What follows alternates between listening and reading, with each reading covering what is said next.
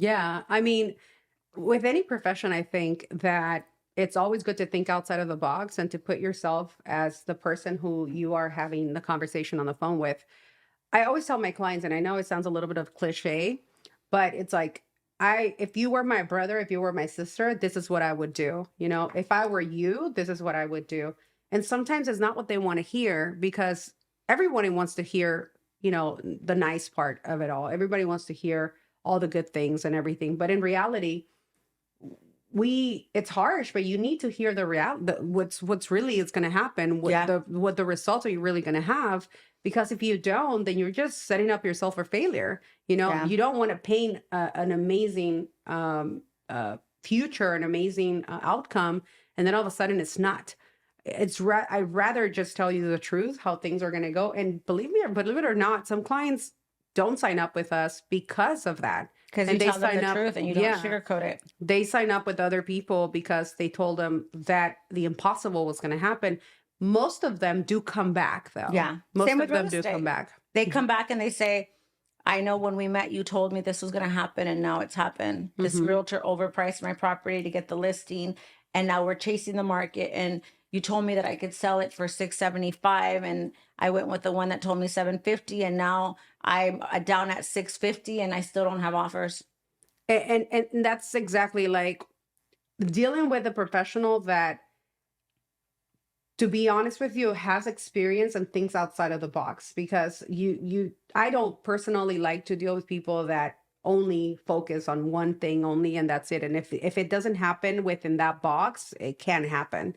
There's always a way, if you really want to do something or get something done. When you deal with someone that has been in the auto industry, that has been in the collection industry, that has been in the credit repair, that has been in the mortgage industry, all of those things do count into experience when something arises, such as, hypothetically speaking, let's say a high auto payment, right? Hmm. And you can't qualify because your payment is too high. Then someone that doesn't have the experience might tell you, you don't qualify, you have to sell the car, you have to transfer the car, you have to do this, you have to do that. Someone like us is going to tell you, well, there are other things that we can do. That's thinking outside of the box and giving your client more options. Those options may not be the best, the most economical options, Hmm. but there is an option, and you have that opportunity to make a choice. And sometimes people don't give you that opportunity, right? So hey, you can't make everyone happy and you can't be friends with everyone, but at the end of the day, you have to look out for whatever is best for your client and Yeah. whatever. And your client is that person who referred you that client. That your client is that person who actually trusted you with their services to help those individuals that are in need, Hmm. you know? We're such a team. I love that about this office. Like that for when I interview agents that are joining the office, that's what I look for. I look for people that want to be part of a team, want to collaborate. I don't want any rude people here.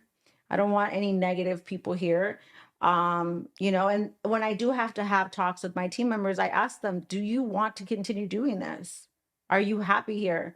Because if you say no, like let's just end the conversation there. Like I don't want someone dragging anyone down here. Well, you can't expect employees or other people that are not part of the ownership of any company to actually put in the same kind of work that you put in, which we understood that, we both understand that. It's the same thing with clients sometimes too. And that's something that we'll talk to you guys about too. You get to learn who you're able to help and who you're not.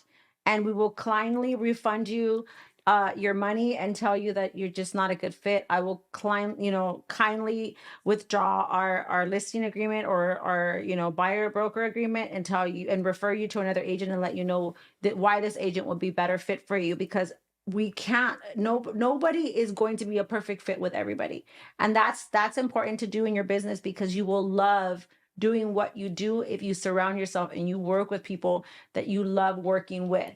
If you're driving and like I can't believe I have to go show these clients houses, that's not the clients for you, and vice versa. They might be acting this way because you're not the agent for them or you're not the credit expert for them. So that's another thing that we definitely want to tap on is learning how to interview clients for whatever business you have. and seeing if it's a good fit and adding team members to your team by doing things like doing disc association tests and personality tests to really get to see who you vibe with the most and who you're able to work with and really help the most, because communication is key in any service that you provide.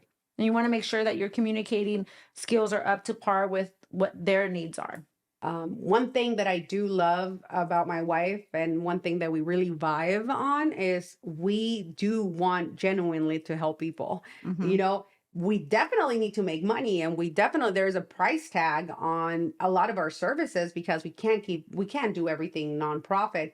But when people come to us and they said, I want to shadow you, I want to learn from you, may I have the opportunity to become a credit expert? Can I make money doing it that way? Can I work from home? Can I do? There's absolutely not one person that can tell you that I said no or that you said no to. Yeah. We always say yes.